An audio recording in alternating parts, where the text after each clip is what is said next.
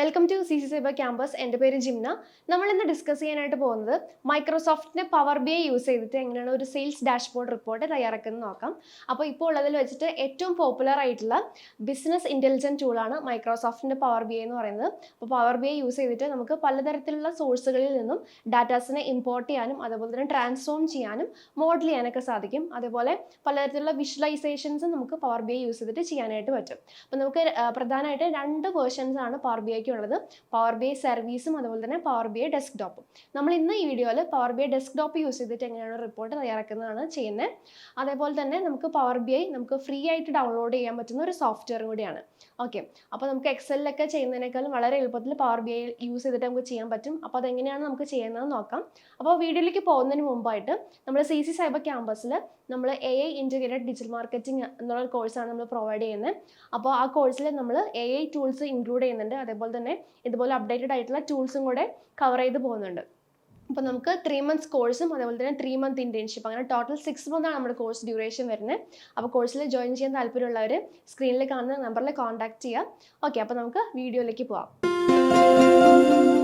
Just ഒരു sample data Excel ഷീറ്റിലാക്കി വെച്ചിട്ടുണ്ട്. ഇത് നമുക്ക് ജസ്റ്റ് കൺസിഡർ ചെയ്യാം. ഒരു കമ്പനീൻ്റെ ഒരു 1 yearലുള്ള ഒരു സെയിൽസ് ഡാറ്റയാണ് നമുക്ക് കൺസിഡർ ചെയ്യാം. അപ്പോൾ അതിൽ എന്തൊക്കെയാണ് ഉള്ളതെന്ന് നോക്കിയേ. നമുക്ക് ഡേറ്റ് ഉണ്ട്, അതേപോലെ പ്രൊഡക്റ്റ് ഉണ്ട്, പ്രൊഡക്റ്റിൻ്റെ കാറ്റഗറി ഉണ്ട്, അത് സെയിൽ ചെയ്തേക്കുന്ന സെയിൽസ് റെപ്രസെൻറ്റേറ്റീവിൻ്റെ പേരുണ്ട്, അത് ഏത് സിറ്റിയിൽ നിന്നാണ് സെയിൽ ചെയ്തേക്കുന്നുള്ള ഡീറ്റെയിൽ ഉണ്ട്, നമ്പർ ഓഫ് യൂണിറ്റ്സ് ഉണ്ട്, അതിനനുസരിച്ചുള്ള പ്രൈസ് ഉണ്ട്, അങ്ങനെ ടോട്ടൽ എമൗണ്ട് ഉണ്ട്. അപ്പോൾ ഇത്രയും കാര്യങ്ങളാണ് ഈ ഒരു എക്സൽ ഷീറ്റിലുള്ളത്. ഇത് ഞാൻ ജസ്റ്റ് സാമ്പിളിന് വേണ്ടിയിട്ട് മാത്രം കാണിച്ചിരിക്കുന്നതാണ്. അപ്പോൾ ഇത് വെച്ചിട്ട് നമുക്കൊരു sales dashboard report power B I use ചെയ്തിട്ട് എങ്ങനെ ചെയ്യാമെന്ന് നോക്കാം.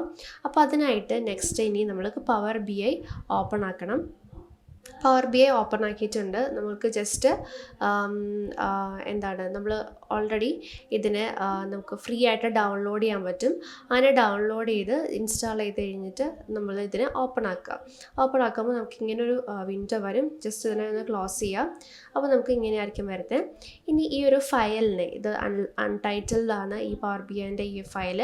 സോ നമുക്കിതിനെ ഒന്ന് സേവ് ചെയ്യാം. അതിൽ ഫയലിൽ സേവ് ആസ് പോയി കഴിഞ്ഞാൽ നമുക്ക് സേവ് ചെയ്യാം.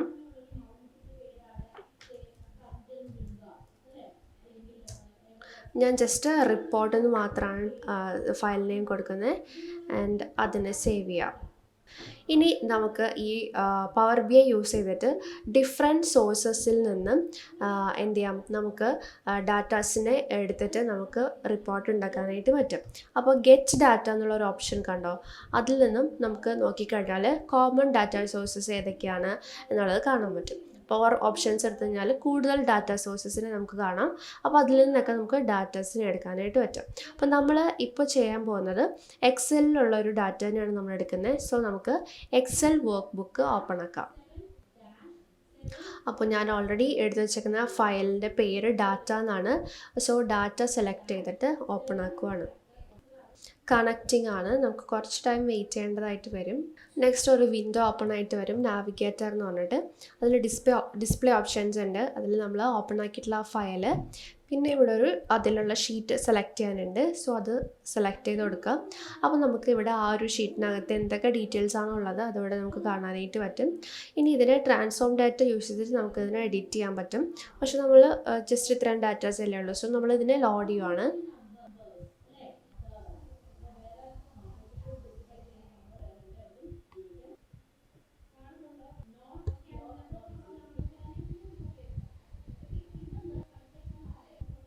ഓക്കെ, നമുക്ക് ആ ഡാറ്റ ലോഡായി വന്നിട്ടുണ്ട്. ഇനി നമുക്ക് എക്സൽ ഷീറ്റ് ഒന്ന് കമ്പയർ ചെയ്ത് നോക്കാം. ഇനി നമുക്ക് ഈ ഇതിൽ എക്സൽ ഷീറ്റിലുള്ള മന്തും അതേപോലെ ആ മന്തിലേക്ക് വന്നേക്കുന്ന എമൗണ്ടും തമ്മിലൊരു ക്ലസ്റ്റേർഡ് ബാർ ചാർട്ട് നമുക്ക് പവർ ബി ഐ യൂസ് ചെയ്തിട്ട് ചെയ്യാം. അതിന് വേണ്ടിയിട്ട് നമ്മൾ ഇവിടെ നിന്ന് ക്ലസ്റ്റേർഡ് ബാർ ചാർട്ട് സെലക്ട് ചെയ്യാം. ഓക്കെ, ഇവിടെ വന്നിട്ടുണ്ട്. അപ്പോൾ അതിലേക്ക് നമുക്ക് വേണ്ടത് മന്തും അതേപോലെ തന്നെ അതിൻ്റെ കറസ്പോണ്ടിങ് വന്നിട്ടുള്ള എമൗണ്ട്സും ആണ്. സോ നമുക്ക് ഡാറ്റ എന്നുള്ളൊരു ഓപ്ഷൻ ഉണ്ട് ഇവിടെ.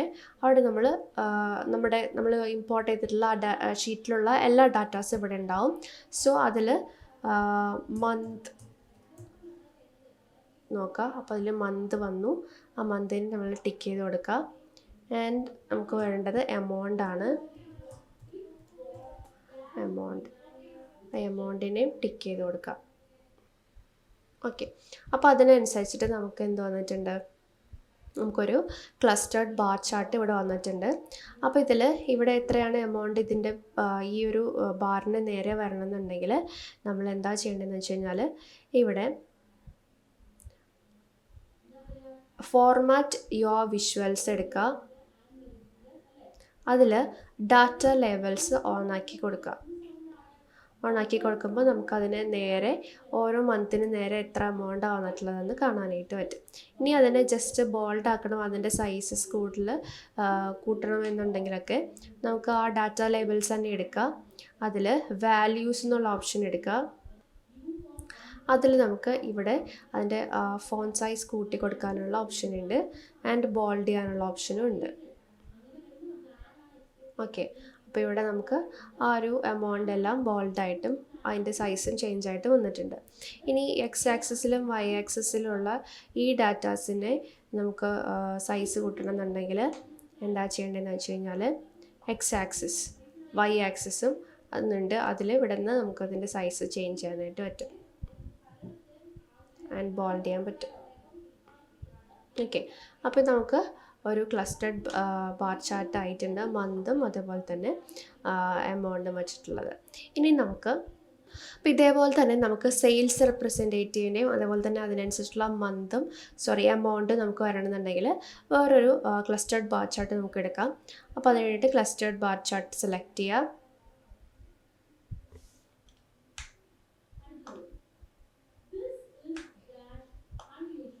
ഇനി അതിലേക്ക് സെയിൽസ് റെപ്രസെൻറ്റേറ്റീവിൻ്റെ ആ ഒരു ഇതും അതുപോലെ തന്നെ എമൗണ്ട് സെലക്ട് ചെയ്ത് കൊടുക്കുക. ഓക്കെ, അപ്പോൾ അതിനനുസരിച്ചിട്ടുള്ളൊരു ഒരു ബാർ ചാർട്ട് വന്നിട്ടുണ്ട്. ഇനി ഇതിൻ്റേതായിട്ടുള്ളൊരു ഫോർമാറ്റിലേക്ക് മാറ്റണമെന്നുണ്ടെങ്കിൽ നമ്മളിത് സെലക്ട് ചെയ്യുക ആൻഡ് ഫോർമാറ്റ് പെയിൻറ്റർ എടുക്കുക ആൻഡ് ജസ്റ്റ് ഇവിടെ ക്ലിക്ക് ചെയ്യുക. അപ്പോൾ ഇതിൻ്റെ ഫോർമാറ്റിലേക്ക് ഇത് വന്നോളും. ഇനി ഇതിന് ഈ ഒരു സെയിൽസ് റെപ്രസെൻറ്റേറ്റീവ്സിൻ്റെ പേരുകൾ അനുസരിച്ചിട്ട് ഒരു ഓർഡർ ആക്കി വേണമെന്നുണ്ടെങ്കിൽ ഈ ഒരു 3 ഡോട്ടിൽ ക്ലിക്ക് ചെയ്യുക. സോർട്ട് ചെയ്യാൻ വേണ്ടിയിട്ടാണ് സോർട്ട് ആക്സസ് കൊടുക്കുക, സെയിൽസ് റെപ്രസെൻറ്റേറ്റീവ് കൊടുക്കുക, ആൻഡ് പിന്നെയും നമ്മൾ ആ ഒരു ഇതെടുക്കുക, സോർട്ട് ആക്സസ് കൊടുക്കുക, സോർട്ട് അസെൻഡിങ്. അപ്പോൾ നമുക്ക് സെയിൽസ് റെപ്രസെൻറ്റേറ്റീവിൻ്റെ പേരനുസരിച്ചിട്ട് നമുക്ക് അസെൻഡിങ് ഓർഡറിൽ നമുക്ക് വരും. ആൻഡ് നമുക്കിനി വേണ്ടത് പ്രൊഡക്റ്റും അതേപോലെ തന്നെ അതിനനുസരിച്ചിട്ടുള്ള എമൗണ്ടും ആണ് വേണ്ടത്. സോ നമ്മളതൊരു കോളം ചാർട്ടായിട്ടാണ് എടുക്കുന്നതെന്നുണ്ടെങ്കിൽ കോളം ചാർട്ട് എടുക്കുക. അതിലേക്ക് നമുക്ക് വേണ്ടിയിട്ടുള്ളത് പ്രൊഡക്റ്റും അതേപോലെ തന്നെ എമൗണ്ടും ആണ്. സോ അത് രണ്ടും സെലക്ട് ചെയ്തു. അപ്പോൾ അങ്ങനെ വന്നിട്ടുണ്ട്. ആൻഡ് ഈ ഒരു ഫോർമാറ്റിലേക്ക് വരണമെന്നുണ്ടെങ്കിൽ നമുക്കത് സെലക്ട് ചെയ്യുക ആൻഡ് ഫോർമാറ്റ് പെയിൻറ്റർ എടുക്കുക, ജസ്റ്റ് ക്ലിക്ക് ചെയ്യുക. ഓക്കെ, അപ്പോൾ ആ ഒരു ഫോർമാറ്റിലേക്ക് വന്നിട്ടുണ്ട്.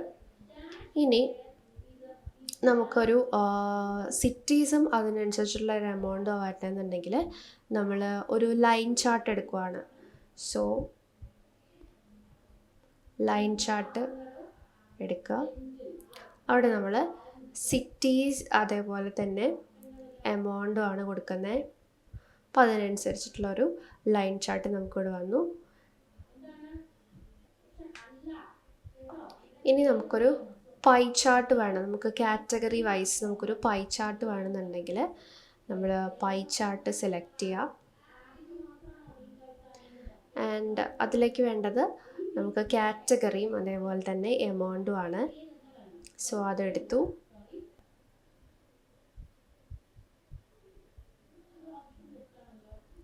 ഓക്കെ, അപ്പോൾ നമുക്കൊരു പൈ ചാർട്ടും വന്നിട്ടുണ്ട്. ഇനി നമുക്ക് മന്ത് വെച്ചിട്ട് ഒരു സ്ലൈസർ വേണം എന്നുണ്ടെങ്കിൽ നമ്മൾ ജസ്റ്റ് സ്ലൈസർ ക്ലിക്ക് ചെയ്യുക. ആൻഡ് മന്ത് വെച്ചിട്ടാണ് വേണ്ടത്. സോ നമുക്ക് ജസ്റ്റ് ഇവിടെ ടിക്ക് ബോക്സ് ആയിട്ടാണ് വന്നേക്കുന്നത്. അപ്പോൾ അതിനെ ചേഞ്ച് ചെയ്യണമെന്നുണ്ടെങ്കിൽ നമ്മൾ ഫോർമാറ്റ് യുവർ വിഷ്വൽ വരിക, മന്ത് വെച്ചിട്ടാണ് ചെയ്യേണ്ടത്. സോ മന്ത് സെലക്ട് ചെയ്യുക, അതിനുശേഷം ഫോർമാറ്റ് വിഷ്വൽ വരിക, അവിടെ സ്ലൈസർ സെറ്റിങ്സ് എടുക്കുക, അതിൽ വേർട്ടിക്കൽ ആക്സസിന് പകരം ടൈൽസ് ഇടുകയാണെന്നുണ്ടെങ്കിൽ നമുക്കിതേപോലെ മന്ത് വൈസ് ഇങ്ങനെ ടൈലായിട്ട് കിട്ടും. അപ്പോൾ നമ്മൾക്ക് ഈ ഒരു ജനുവരിയിലുള്ള ഫുൾ റിപ്പോർട്ടാണ് കാണണമെന്നുണ്ടെങ്കിൽ ജനുവരി മാത്രമേ സെലക്ട് ചെയ്യുകയാണെന്നുണ്ടെങ്കിൽ അതിനനുസരിച്ചിട്ടുള്ള റിപ്പോർട്ടുകൾ വരും. ഓക്കെ, അതേപോലെ ഏപ്രിൽ മാസത്തിലുള്ളതാണെന്നുണ്ടെങ്കിൽ ഏപ്രിൽ മാസം ക്ലിക്ക് ചെയ്യുകയാണെങ്കിൽ അതിനനുസരിച്ചിട്ടുള്ളത് വരും. നമുക്ക് എക്സലിലുള്ളൊരു റിപ്പോർട്ടിനേക്കാളും കുറച്ചും കൂടി പവർ ബി ഐയിലൊരു അഡ്വാൻസ്ഡ് ആയിട്ടുള്ളതെന്ന് വെച്ചാൽ നമുക്ക് ഇതേപോലെ ഓരോ കാറ്റഗറി വെച്ചിട്ട്, ഇപ്പം ഈ ഒരു ബ്ലൂ കാറ്റഗറി എന്ന് പറയുന്നത് ഫോണിൻ്റെ ആണ്. സോ അത് മാത്രം ക്ലിക്ക് ചെയ്ത് കഴിഞ്ഞാൽ ബാക്കി എല്ലാ ചാർട്ടും അതേപോലെ തന്നെ ചേഞ്ച് ആയപ്പോൾ നമുക്ക് ഫോണിൻ്റെ മാത്രമായിട്ടുള്ള റിസൾട്ട് വരും. അപ്പോൾ ഇങ്ങനെ അപ്പോൾ നമുക്ക് കുറച്ചും കൂടി എളുപ്പത്തിൽ അനലൈസ് ചെയ്യാൻ പറ്റും, റിപ്പോർട്ടിനെ അനലൈസ് ചെയ്യാനായിട്ട് പറ്റും.